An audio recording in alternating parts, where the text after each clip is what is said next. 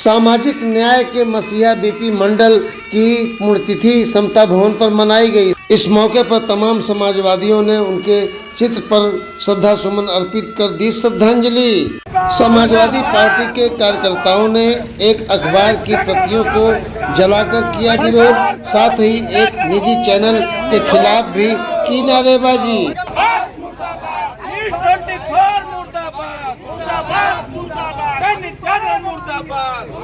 वहीं बीते दिनों बेमौसम बारिश की वजह से किसानों की हुई फसल बर्बाद को लेकर सपा विधायक डॉक्टर वीरेंद्र यादव ने कहा, भाजपा जब आती है तभी दैवी आपदा आती है। देखें उन्होंने क्या दिया राजनीतिक ज्ञान। देखा होगा कि कल जो है इतने बड़े आंधी तूफान और पानी, जिससे किसानों का भयंकर नुकसान हुआ। किसान यही वक्त होता है जब अपने खेत की जो है कटाई करता है और मड़ाई करके जो है खेतों में रखने का काम करता है अपने फसलों का। तब जो है प्राकृतिक आपदा आना कहने के किसान के लिए खतरा होता है।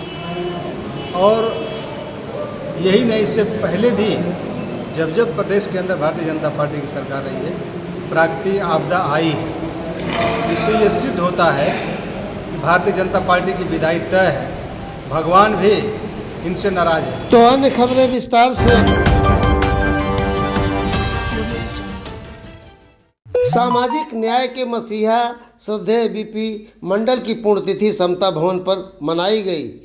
इस मौके पर उनके चित्र पर श्रद्धा सुमन लोगों ने अर्पित किया। श्रद्धेय बीपी मंडल बिहार के पूर्व मुख्यमंत्री रह चुके हैं। बीपी मंडल ने पिछड़े दलित शोषित समाज के आरक्षण का प्रावधान करा समाज में समानता के अधिकार के लिए ऐतिहासिक कार्य किया था। आज सामाजिक न्याय के चलते ही लोगों को कुछ अधिकार मिले हैं। इस दौरान समाजवादी पार्टी के तमाम नेताओं ने उनके जीवन पर प्रकाश डाला। जंगीपुर विधायक डॉक्टर वीरेंद्र यादव ने मौजूदा राजनीति पर बोलते हुए कहा कि बीपी मंडल आयोग की संस्कृति लागू हो गई होती तो प्रदेश की स्थिति कुछ और होती। समाजवादी पार्टी को मौका मिला तो उनकी संस्कृतियों को जरूर लागू कराया जाएगा। उन्होंने कहा, केंद्र व प्रदेश की सरकारें हमारे आपके अधिकारों को कुचलने का काम कर रही हैं। शिक्षा का स्तर गिर रहा है। उनकी सोच है कि ओबीसी, एससी, एसटी और पीडीए के लोगों को शिक्षा से वंचित कर दिया जाए। लोग बेरोजगार हैं, सरकार अपना दायित्व खो चुकी है। आज प्रदेश सरकार हिंदू, मुस्लिम और मंदिर मस्जिद में फंसाकर हमारे अधिकारों को समाप्त करना चाह रही है। उन्होंने वक्फ बोर्ड, राणा सांगा सहित तमाम मुद्दों पर बोला। तो आइए सुनाते हैं उन्होंने क्या कहा। बीपी मंडल की पुण्यतिथि का ये कार्यक्रम था और इस कार्यक्रम में सही है कि जब बीपी मंडल की पूरी लागू हो गई होती तो शायद प्रदेश का तस्वीर और तकदीर दूसरा होगा। आज मैं समझता हूँ जब भी प्रदेश के अंदर मौका मिलेगा तो जरूर बीपी मंडल साहब की जो नीतियाँ हैं उसको लागू किया जाएगा। आज आवश्यकता है बाबा साहब के संविधान को बचाने के लिए और जन जन तक उस बात को ले जाने की।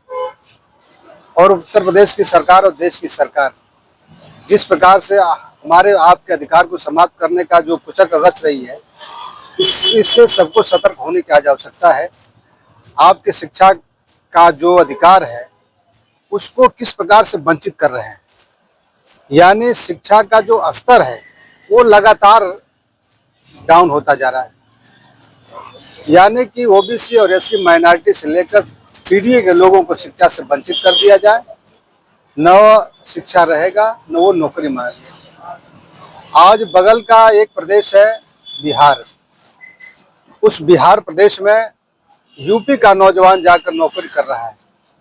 क्या उत्तर प्रदेश की सरकार उत्तर प्रदेश के अंदर 10 साल होने जा रही है, क्या उसका दायित्व नहीं बनता है कि वो अपने यहाँ ग्रोथ करे, नौकरी दे, रोजगार दे, उससे जोड़े, जिससे उसका सामाजिक और आर्थिक स्तर उच्च हो सके। प्रदेश सरकार का दायित्व होता है, लेकिन उस दायित्व को भूल करके प्रदेश सरकार आज हिंदू मुस्लिम मंदिर और मस्जिद में फंसा करके हमारे आपके अधिकार को समाप्त करना चाह रही है। इन दिनों वक्फ बिल की बात चल रही है। योगी जी ये कह रहे हैं कि वक्फ बिल के जरिए जो है ममता बनर्जी जो है दंगा कराने की बात कर रही हैं। वक्फ बिल तो वही लाए, उसके पीछे उनकी मंशा क्या थी?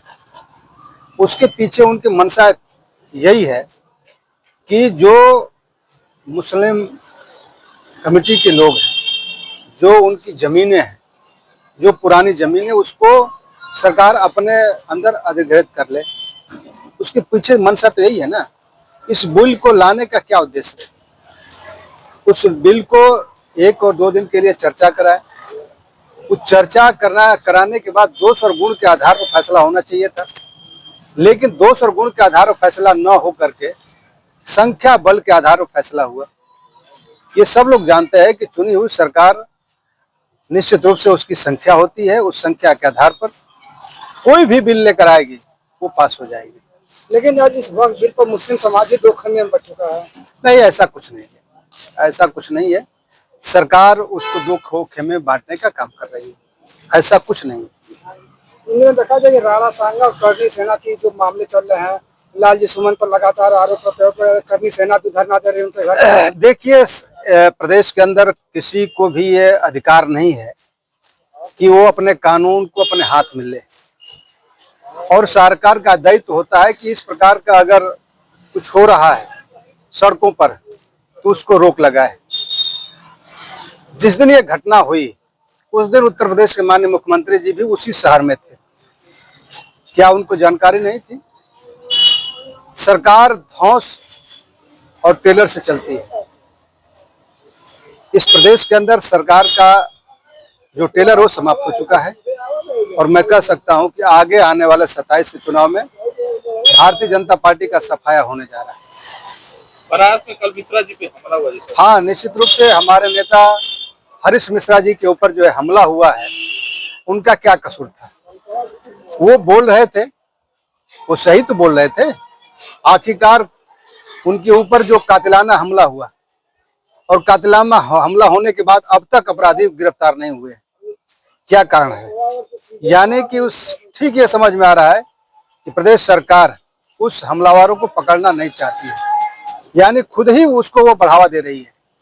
प्रदेश के अंदर जो कुछ भी हो रहा है वो सत्ता संरक्षित जो लोग हैं उनके इशारे पर हो रहा है। क्या माना जाए कि जो इस बार वक्फ बिल का जो मामला है उससे समाज को बांटने का काम किया हो रहा है या क्या? भारतीय जनता पार्टी हमेशा समाज को बांटने का काम की है।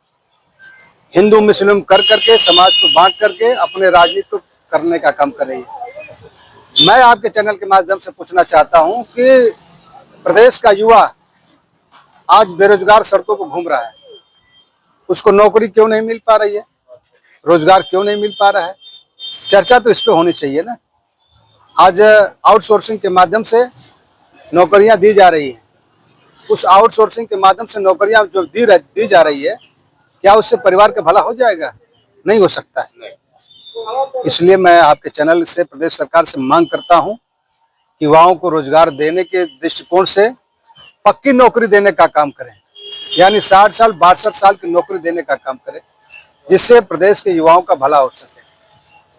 तो वहीं समाजवादी पार्टी मंडल मसीहा श्रद्धेय बीपी मंडल जी के पुण्यतिथि के साथ बाबा साहेब भीमराव अंबेडकर की जयंती को मना लोगों के अधिकार व संविधान लोकतंत्र की रक्षा के लिए कार्यक्रम चला रहा है।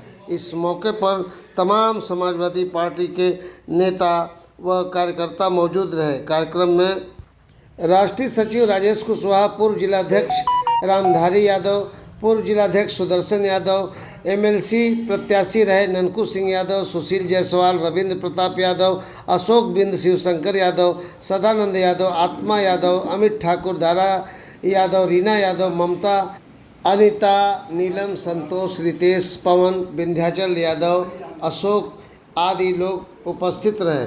टीम न्यूज़ टुडे 24 बने रहें ऐसी ताज़ा तरीन खबरों के लिए। नमस्कार।